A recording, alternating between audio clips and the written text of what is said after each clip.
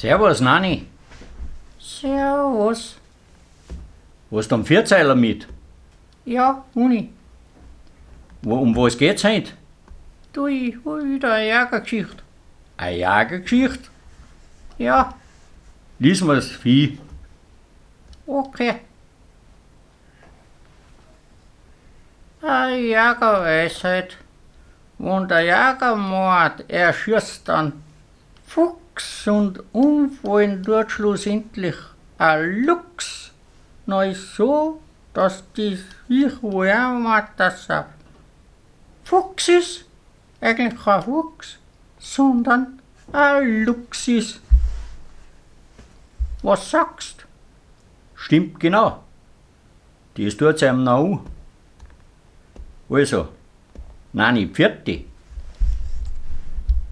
Vierte bis zum nächsten Mal. Pfiati.